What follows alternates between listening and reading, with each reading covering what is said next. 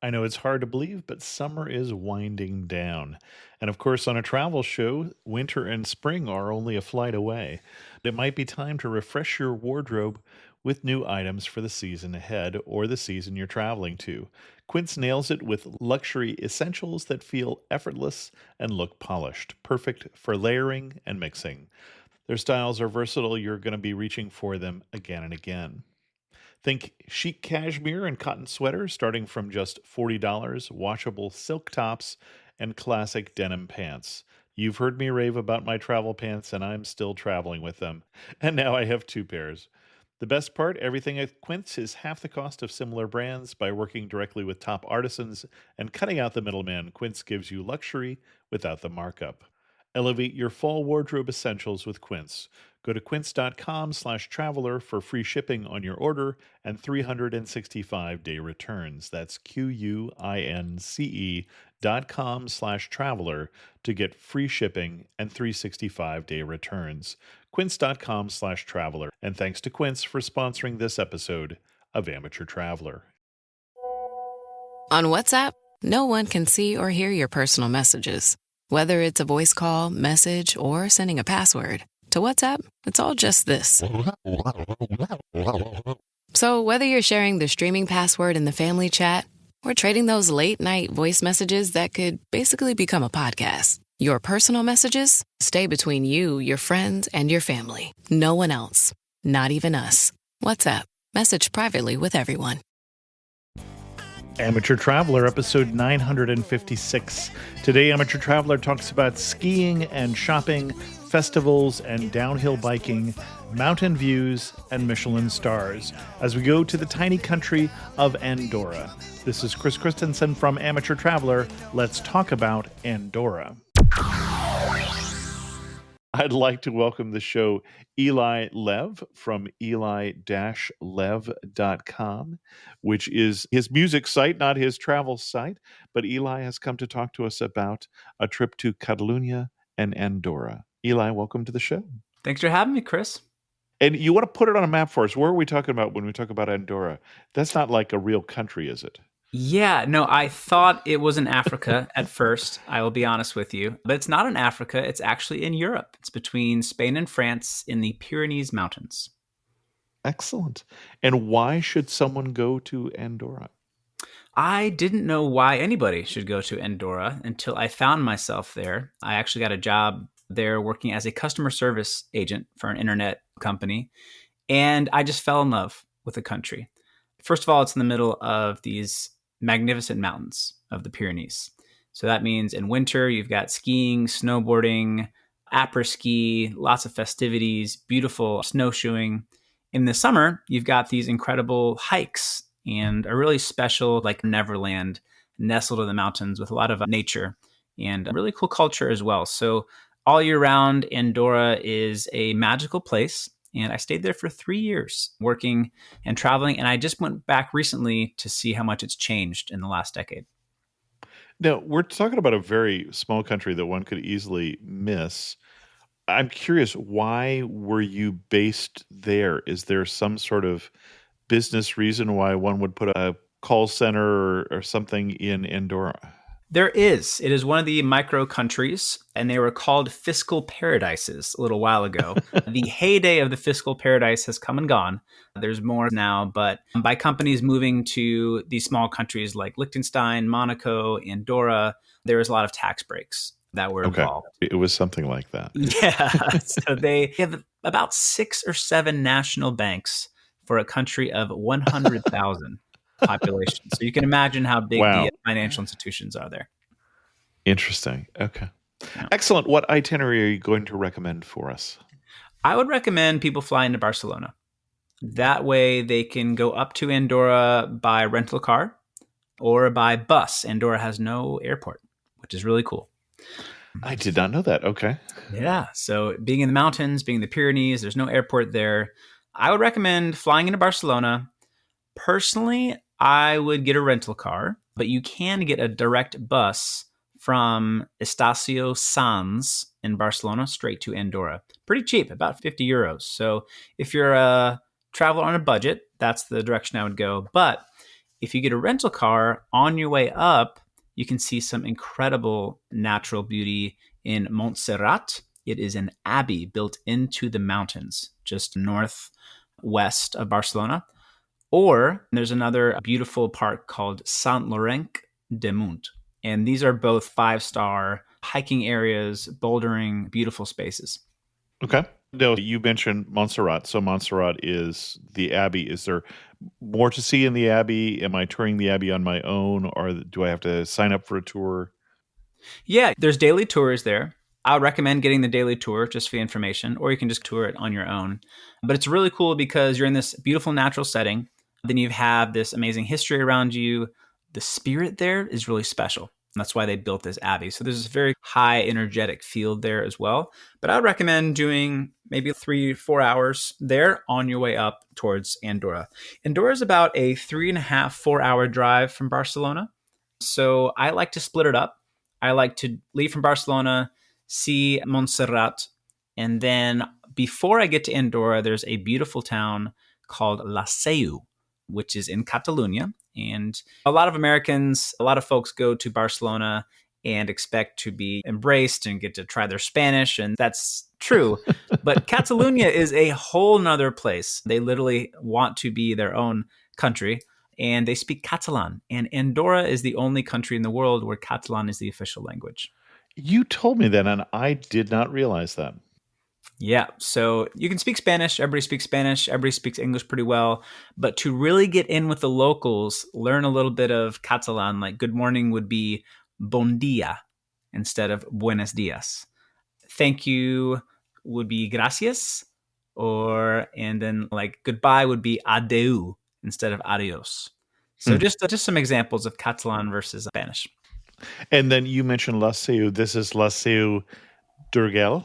Yep, La Seu d'Urgell. That's Urgell, actually okay.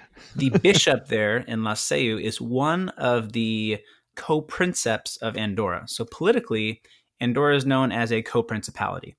The French president, Macron, is actually one of the princeps, and the other princeps is the bishop of La Seu. So La Seu is a beautiful Catalan town, and they have amazing daily markets there. On your way up to Andorra, I highly recommend to stop by there to check out the markets, check out the history, and really be enmeshed in Catalan culture.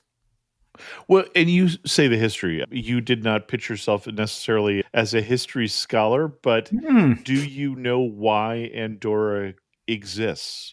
Yes, it's rumored that it was created by Charlemagne. And it was actually officially named at about 900, 1000 AD. And there was a charter in 1278 that made it the official country, headed by those two princes, the Bishop of Urgell and the President of France now. So it's gone through a lot of changes, but actually being nestled in the mountains gives it this very fairy tale presence in European history. These armies come and go, but everybody's just, Andorra's up there in the mountains. Let's just leave them there, and we can use that as a route from Spain to France. So there hasn't been any invasions. There hasn't been any battles. It is just this peaceful country. I don't know if you know this, Chris, but do you remember Pete Seeger writing a song called Andorra in 1960s? I remember Pete Seeger, but no. He wrote a song called Andorra, and it was pretty much talking about how amazing it was because they had no standing army. So that alludes to the history of a peaceful country that is essentially has been neutral throughout its existence. Interesting. That's certainly something that would appeal to Pete Seeger. Yep. He loved it. Interesting. Yeah. And then, so after flying into Barcelona and taking a rental car to Montserrat or La Seu d'Urgell, essentially you're arriving in Andorra, and the first place that you'll get to is Sant Julià, and that's at the bottom of the valley. That has some really cool rivers and some streams, and down there is a park called Naturlandia. And if you'd like to, you could stay the day in Sant Julià and experience Naturlandia in summer or in winter. In summer, they have these downhill tire chutes, and in winter, they have these awesome snow chutes. They turn into this winter paradise. So it's beautiful, it's really fun, and that would be a great way to be introduced to the mountains. Okay. Yeah, and then we're making this an itinerary, which I love. Chris, you challenged me to do this before the show. And I was like, ooh, I love a challenge. So right now, we're either on day 1 or day 2. And then the next stop is the capital city of Andorra. And that's called Andorra La Vella. So it's the Andorra of the Valley. Now, this is where all the shopping, all the hotels, a very special place that I highly recommend called Caldea. Caldea is the Andorran spa, and it's this huge glass pyramid that rises from the valley, surrounded by these snow-capped mountains. And I would recommend either a half day or a full day there. They have multiple packages, VIP packages, regular packages, multiple swim areas. They have dining there. You get the robe, you get the whole shebang. Sometimes they have deals. So if you're on a budget, you can find maybe like a 1 hour or 2 hour deal. But I would highly recommend Caldea when visiting Andorra La Vella. And you say it is a spa. Yep. There are lots of different definitions of that. This looks very modern. It's so modern. Yep. And very, I don't even know how I would describe what I'm looking at here. Yep. It's half spa, half bathing complex sort of thing. It is, they use thermal. So I'm not just going here for a massage and a steam. Oh, it's a whole thing. You can do a massage, you can do a steam. There's about 10 or 15 different pools. Right now on their website, I see they have 3 days at 30% off, which is awesome. So they have deals. And they have restaurants, cocktails, there's viewpoints, there are treatments. It's a wonderful experience, and it's a great way to treat yourself in the mountains and get ready for the adventures ahead. Okay. Yep. And then another really cool experience in Andorra La Vella is the shopping. There are people from all over Europe that come to Andorra to shop because of the very minimal taxes. That's minimal taxes on tobacco, alcohol, perfumes, all this good stuff. So folks from all over, Portugal, Russia, all over Europe, even Asia, they're now coming in, really go to Andorra to take advantage of that as well. There's one Do you not have the usual VAT tax, the value added tax that Correct. Europe has? Or? Correct. Oh. And if there is, it's very minimal. Okay. Yep. So there's one very special place to do shopping, which I recommend. It's called Pyrenees. And it's a grocery store. It's a perfumery. It's pretty much a mini mountain mall with all the best food from Spain, France, and the surrounding areas, and Catalonia. It's a wonderful spot, and it's really cool to see. So that's called Pyrenees, and that's in Pyrenees in Andorra La Vella. Okay. So here we are, maybe like day 2, day 3 of our week-long itinerary. We're getting used to the capital city. Maybe we've done some mountain luging. And depending whether it's winter or summer, either I would recommend getting a winter... And actually, let's jump back there a bit to the mountain luging, because I let that go by too fast, and I apologize for that. When we say luging, so we're sitting in a sled, and all we have is a brake, and we're in a track that is going down the mountain. Am I got the right picture here? Yeah, so it's like a roller coaster vibe where there is a track and you're going down the mountain. Track, or it's like a metal track with wooden supports. Okay. Yep. And that's what it is in the summer. And then in the winter, it's very similar, but you're just zooming through a winter landscape instead of a summer landscape. Okay. Yeah. Oh, it's not iced in winter. No. Yeah, okay. Because luge is like a real sport, and it takes more skill than I have, I suspect. Yeah. No, you're on a track. Got it. It's almost like a nature amusement park. Excellent. Okay. Apologize for the interruption there. No, that's good. Chris said that somebody said that I could go luging on this mountain. No, it's good. It's good to clarify that. So yeah, depending on whether it's winter or summer, I would recommend getting either a ski or a lift pass in winter. If people like to snowboard or ski, it's phenomenal. There are 2 different valleys. One valley is Val Nord, and the other valley is called Grand Valira. They're both very special, but they're different kind of companies. So I'd recommend choosing one of those valleys to spend 2-3 days. If you're really into it, take the whole week. But let's just go for 2 or 3 days where we get the lift pass and really go into the mountains in winter and experience all the amazing snow that they have. Even if it's not dumping snow, they are very good at making snow. So Okay. all winter, they have wonderful machines and they've got great gondolas. That's a great experience, even if there's not literally snowing at that time. Okay. Yep. And in summer, I would just do the same. You don't need to get the lift pass. The mountains are open and free. There's amazing hiking in both valleys. One very special place is called Val d'Incles, spelled Incles. That is on the Grand Valira Valley. Andorra is a valley in itself. And then you go up into a second valley. And then you go up into a third valley of Val d'Incles. And it's the most magical space that I've been in. There's pure water, green grass, blue skies, white clouds. Everything is so vivid. It's a very special place. And there's hiking trails that can take you up into the mountains. You can stay the night. There are these free houses called bordas that you don't need to reserve. They're just there on different hiking trails, and you can stay the night in them. So you could do a day trip to Val d'Incles, or you could do a 2-day or a 3-day hiking trip up into the mountains, staying at free bordas along the way. Okay. Pretty much, once you're up into those valleys, it's a very different vibe than Andorra La Vella. Andorra La Vella is the city, right? It's their only one city. In the mountains, you've got these wonderful restaurants. You have these very small towns, these weaving roads that are just gorgeous, and some really nice restaurants. And I'd like to recommend a few if I could. Sure.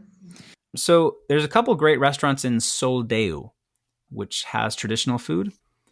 And then there's Koi Hermitage, which is more Japanese based. But there's a traditional cuisine place that I highly recommend, and that's in Escaldes, just outside of Andorra La Vella. And that's Bec. That's Bec with a little C hook on the bottom. Accent Cedi. Exactly. Okay. Yeah. And that's Michelin restaurant. It is traditional Catalan food. It is near the Caldean Spa.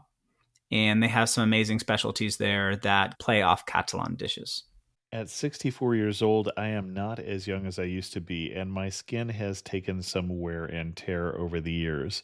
That's one of the reasons I'm using OneSkin. OneSkin is the world's first skin longevity company.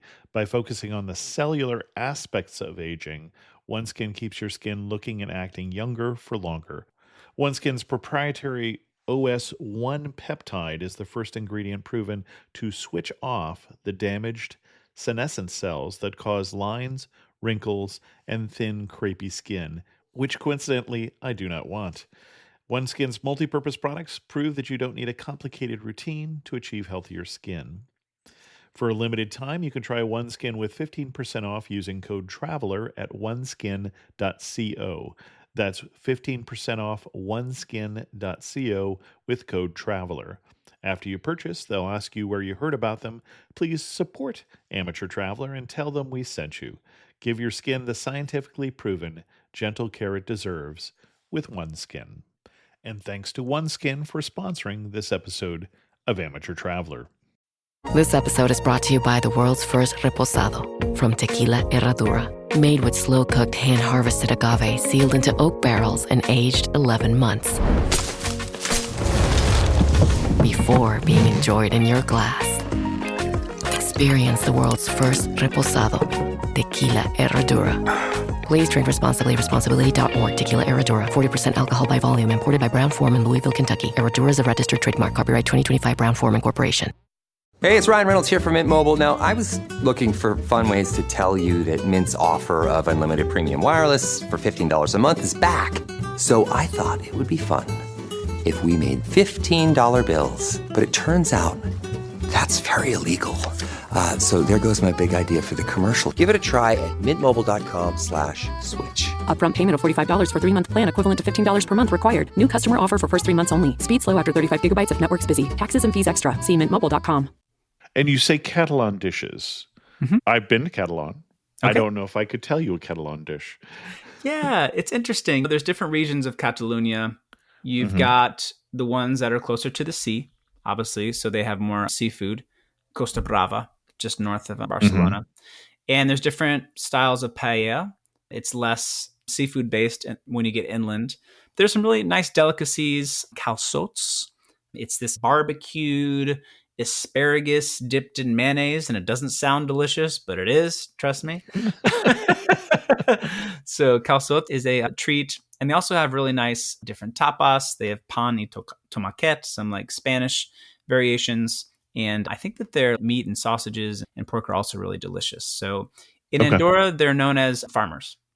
So they traditionally grew tobacco, raised cattle, and they're also known as smugglers too. That figures. So why does this country still exist? Because they were found to be useful. Exactly. Very useful. There's also, I don't know if people really enjoy these. If you like snails, escargot, they do a really nice different snails in Catalonia that I really enjoy as well. A different kind. So my wife, who likes escargot, says basically it's just a delivery mechanism for garlic butter. Exactly. That is the main kind. Okay. But this is different from that. Yeah. There are ones that are based in herbs. There's ones that are based in vegetables, and there's one that are meat based as well. But garlic butter is the main one. You're absolutely right. Okay.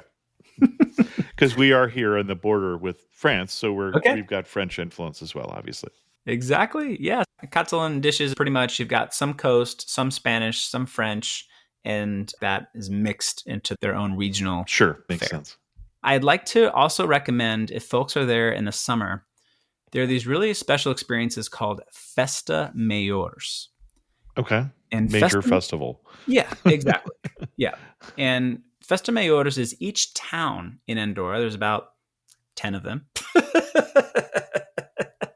There's about 10 or 15 of them. Each town has a Festa Mayor at different dates of the year. Okay. And that includes live music. It includes dancing. It includes local artisans. It includes plays, theater, activity for kids. And then also at night, it just keeps going, Chris. They just don't stop with the partying up there. And you say dancing. I'm seeing a lot of circle dances in traditional costume. Yes, they have traditional folk dance in Andorra. Okay. So that's when you can see a lot of the traditional Andorran, Catalan dancing and their designs. It's a really special time, and it's one of the few times where the Andorrans actually come out, because usually they're hiding from the tourists. Usually they're hiding. Okay. Yeah. Andorra's come a long way since I was there 10 years ago. There's a core group of about 40, 50,000 Andorrans, and the rest are from Spain, Portugal, France, England, everywhere. It's almost like a Neverland for the world's lost children in Andorra. They just find themselves there. But Andorrans themselves are usually the owners, the shopkeepers. Sure. You'll see some every once in a while, but in Festa Mayors, they come out, and it's really awesome to be part of the local scene. Okay. Yeah. And did you have a particular favorite Festa Mayor? It's obviously going to depend on when I'm there, what one's going on, but... Yeah, I would recommend two. One would be Sant Julia, the first town that we came into. They've just been known to have some of the best. And then another one is I would try and find the smallest town's Festa Mayor. There's one up in Ordino is a good one. La Massana is another small town. Arensal is a small town that has one too. But the smaller towns has like a little bit more of a homey feel. And just a really nice experience in Andorra, if you can time it just right. Okay. Yep. And also I'd like to recommend, there is a big downhill biking scene in Andorra now. So the World Championships are held there pretty much every year. And it's really awesome. When you see a downhill biking scene, now, see, that's attractive to me because it's the uphill that I don't like. Yeah. You're not saying mountain biking, per se. No. Okay. These bikes are purpose-built for pretty much only downhill. And they take a lift up to the mountains, and they try and go downhill as fast as they can, essentially. That sounds like a really bad idea, but okay. Just like downhill skiing, yeah. But the sport has really taken off. It's huge in Spain and France, and they congregate in Andorra for the World Championships. So if you can catch it around then, it's a wonderful festive experience. And even if you're not there during that event, there are a bunch of downhill biking runs that people can do, whether you're just beginner or advanced. It's really fun. And you're weaving through the forest, just like skiing, essentially. People don't have the video to realize how steep you just made a hand motion here, but some are more. And the thought that my brain interpreted that was some are good ways to die. Yeah. Yes. Some will take more you down steep. faster than the others. Yeah. Yes. Okay. But it's really fun. If you are a biker and if you like biking and if you don't like biking uphill, this would be perfect for you. And these are separate from or the same places where I'd find a ski lift in the wintertime? They turn the ski areas into downhill biking areas in the summer. So we have similar things where I live. We just call it mountain biking. Yeah. And to be fair, to your point, they do have cross-country biking as well, just as they have cross-country skiing in the winter. And you're right, they're different sports. Some folks like randonnée skiing, so it's like skiing uphill, essentially. But whatever incline... Which seems entirely unnatural, but okay. Whatever incline or decline you'd like in the spring or summer, there are sports, and I really encourage people to get out into the mountains there because that's where the magic really is. And when you say get out in the mountains, one can't really avoid the mountains in Andorra, can one? One can't, but what I found in my 3 years there is that if I spent time in the valley near the shopping, near the traffic, near the congestion, it was a totally different experience than actually getting on top of the mountaintops, getting into nature, feeling above all that. There's almost like two different worlds. Okay. Yeah. I would recommend trying to really balance those because you could just go to Andorra and shop, go to Caldea and a really nice restaurant, and you'd miss the magic of the valleys and the tops of the mountains. Okay. And I think that was actually one of your questions, Chris. You asked me before the show, what do people miss when they go to Andorra? And there is a huge tourist industry around Andorra with the shopping. And it's the shopping especially, yeah. Exactly. So a lot of folks from France, they just come to Andorra, they buy cigarettes and they leave. Or Spanish tourists will come to Andorra, do a downhill biking run, get a caña, get a beer, and then head out. But there is real magic in Andorra and really special places. And the higher you get, the further you get into the valleys, the more authentic experience you'll have, the more singular experience you'll have, and the more unforgettable Andorran experiences as well. But let me dust off an old question that I haven't asked in a while is, can you describe the best day you had in Andorra? I can, yeah. So I'll give you 2 days, one in summer and one in winter, because this is very different experiences. Perfect. In winter, I would say the best day is getting up early, being the first on the lift, and catching the first 3 or 4 runs down the mountain. Okay. The families and the tourists aren't out until like noon, usually. So if you can get from 9 to 10 or 10 to 11 is just really special. You get powder, you get the experience of the morning. And then for the afternoon, there are actual restaurants on the mountain themselves. So you can stay in your ski gear, you can keep that outside and take a really nice view of these incredible mountains all around you, have a really nice lunch on the mountain. And then, I don't know if it's really big for folks over there, but there's this amazing thing called Aper ski. Sure, yes. So let's say we're doing this in a small town called Arinsal in Val, spelled Arinsal. You come down the mountain after the afternoon and you go straight into a bar. And you order some calzots, or you order a pizza, or you order a steak, or you order some tapas, some croquetas de whatever you want. Or you can put some mushrooms, some meat in there, just some cheese. And there's a very special feeling of a wonderful day spent on the mountain, going up and down with skiing or snowboarding or whatever, and then enjoying it with everybody else there. There's live music. We're having a great old time. Then you would go home. You would take a big, wonderful nap after the day. You'd take a nice shower, get ready for the evening. And in Andorra and in Spain, folks usually don't go out to dinner until about 9 or 10 p.m., if you can believe that. Or the Spanish style dining. Okay. Yeah. So let's say you're there with some friends, or maybe even if you're not there with some friends, you'll go out, you'll have some tapas around 9, some more drinks around 10, have your full meal around 10:30, and then have some little after dinner drinks around 11. And then people start going out around 11:30. There's some great bars and dance clubs. We're in Arensal right now. One's called El Cau, Elcau.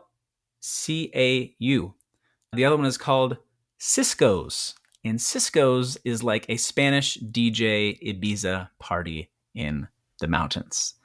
So you can walk across the street from all these bars without worrying about taxis or Ubers or traffic. There's about 5 or 6 bars right there in downtown Arensal where you can go back and forth and enjoy the evening and meet people from all over the world after a long day on the mountains. That would be my perfect winter day in Andorra. Okay. And your perfect summer day? Perfect summer day is a little bit different. Honestly, in the summer, I would probably do a big half-day hike in the morning. So I'd go up to Val d'Enclés. I would really take in the mountain. I'd find a really nice lunch at a traditional restaurant near Val d'Enclés. They're also called bordas. Bordas, it's like a bed and breakfast, essentially. But they have restaurants and they have people that stay there. So you could stay at the borda, go straight to the mountain, come back for lunch, go down to Andorra La Vella, and take a nice dip in Caldea. That's what I'd do for the evening. Then I would go out to a really nice dinner in Andorra La Vella. And they have wonderful music down there. They also have a Hard Rock cafe, of course. You can do the touristy thing. I love to just walk around and see what the tourists are doing and then go back up into my mountain paradise. So summer would be hiking, spa, then just being a tourist for a little bit, and then going out and hitting the town in Andorra La Vella. Excellent. Anything else we want to say about Andorra before we get to our wrap-up questions here? I think you finished your itinerary, right? Yeah. Yep. I would say on the way back from Andorra going to Barcelona, you could go to a very cool town called Manresa, Manresa, just to get a little bit more Catalan history and experience there. Andorra is different than Catalonia, but it's very much informed by it, and they speak Catalan. So it'd be really cool to have the Catalan experience going up, just the Andorra micro country and microclimate, and then also continuing the way back down to Barcelona. You could make this a week or 2 weeks. I was just there on my world tour. I'm a full-time independent musician, and so I performed 3 or 4 shows in Andorra when I was there. And seeing how the country has evolved and how they're really focusing on high-end experiences was cool. So there's a lot more comforts there. There's a lot more beaten tracks, whether it's hotels or tourist areas, but the mountains remain the same. And I had a really special experience there. I found a little hidden space when I was snowboarding, and I just sat and I just listened, and I just felt the thousands and thousands and thousands of years that those mountains have been there and have seen humans come and gone. And there's a really wonderful sense of peace, strength, and power up there. All the other stuff is fun and interesting to tell people that this is what I did in Andorra, but there's a really wonderful experience just sitting in a valley and feeling what it's like to literally being on top of the world in Andorra. Excellent. And this is going to be a shorter show. It's a small country. It's 10 miles across or something like that. We're talking about a micro country, but things that you can combine with that, besides the itinerary that Eli is recommending, is we have episodes on Costa Brava, which is what you're driving through there. But 2 episodes, one on Costa Brava and one on the Camino de Ronda, the hiking trail along the coast. And then we have another one on the French Pyrenees, and I'll put links to those in the show notes so you can check those out. But they could easily be combined with your experience in Andorra. Yeah, no, that's wonderful. And another itinerary would be to go up through Costa Brava, like you're talking about. From Barcelona, you're going northeast up Costa Brava, coming up through the French Pyrenees and coming down through Andorra. Into Andorra. Yeah. So you could do that either way, and you could make that a week or 2 or even 3 weeks. There's just so much beauty there, natural and cultural to experience. Very pretty area. Yep. Excellent. Excellent. As we get to our wrap-up questions, you're standing in the prettiest spot in Andorra. Where are you standing and what are you looking at? Ooh, there is this place it's called Arcalís. Arcalís is the valley of Andorra that essentially dead ends. So when you're coming into Andorra, you're coming in from Spain The valley goes all the way through to France. But there's an Okay. offshoot about 90 degrees from that goes up to the town of Arensal that I was talking about. And there's a place called Arcalise, which I think has the best skiing because not a lot of tourists go there. It's a little bit hard to get to. You got to drive a little bit extra to go there. But on the top of the very top lift, there is the French-Andorran border with a sign that says, a wooden sign that says France to the left, Andorra to the right. And you look down and you can't see any roads. You can't see any towns. You can't see any sign of civilization for a 360-degree view of just Pyrenees. And it is the most magical spot in all of Andorra. Excellent. One thing that makes you laugh and say only in Andorra. Okay, this is good. Only in Andorra can you have a skiing lesson from a Chilean instructor, buy your ticket from a Portuguese snow bunny to the lift, listen to Russian being spoken on your lift up to the mountain, have Spanish tapas for lunch, have Andorran calçots for dinner, and be singing with English and Irish tourists at night to your favorite cover song by Neil Diamond. I feel like you prepared that, Eli. I feel like you were ready for that question. That was a good one. Wow, that just came out. And if you had to summarize the country in just 3 words, I feel like it's a small country. You should only get 2, but we're going to give you 3. Oh, wow. Thanks. What 3 words would you use? I would say unique. Okay. I would say personal. Okay. And I would say natural. Yeah. Excellent. Our guest again is Eli Lev, and you can check out his music at eli-lev.com. I don't think you have any blog posts for us on Andorra that we can check out, but I have songs about Andorra, actually. Do you have mentioned songs Andorra about in my Andorra? songs? Yes. you there's a didn't song just called- cover a Pete Seeger song. Yeah, I could. Yeah, no, I have traveled the world, originally from Maryland, lived all over, and a lot of my songs are about my travels and journeys. So if you like the show, I think you might like the music as well. Excellent. Check that out. Eli, thanks so much for coming on Amateur Traveler and sharing with us your obvious love for Andorra. Thank you, Chris. This has been a pleasure, and it's been really fun for me to recount my amazing experiences there, and I hope folks have a wonderful experience there too. I'm always looking for ways to show my cat how much I love her. And with Fancy Feast gems, I can pamper her whenever I want with a savory gravy on top of a gourmet mousse pâté. The pyramid shape makes serving simple, so all I have to do is peel and plate to make mealtime feel extra fancy. And with 2 entrees in every pack, it's easy to turn every day into the extraordinary. Fancy Feast gems.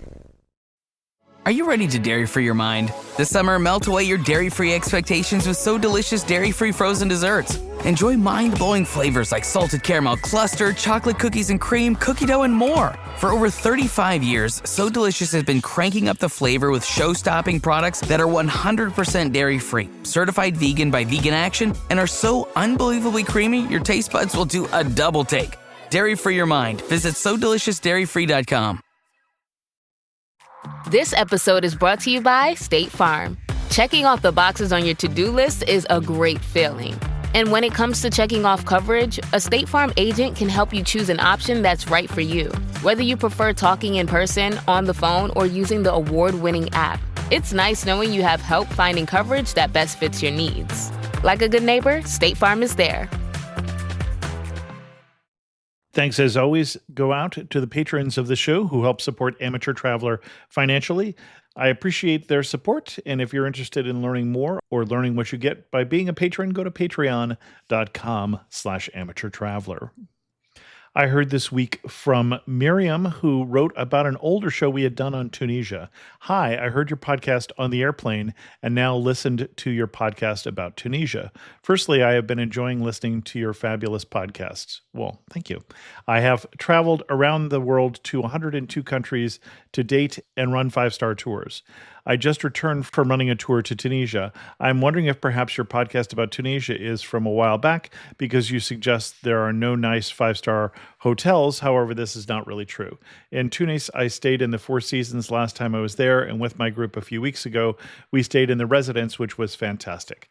The pools were magnificent, and I think the service was better than any hotel I have been throughout the world, and I am very picky. Additionally, we stayed in the residence in Doz, which was also great.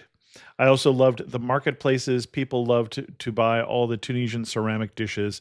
People loved the markets. All the best. Keep up the great job, Miriam. Well, thanks, Miriam. Oh, and yes, that episode on Tunisia is from 2008. And speaking of airplanes, Constantine, who sells Amateur Traveler to airlines so that you can see it there, said about the episode I did on Beijing and the Gannan region. Thank you for the China episodes. Fascinating. I spent a few months in China on a movie, the first Western movie to be shot in China, called The Last Emperor.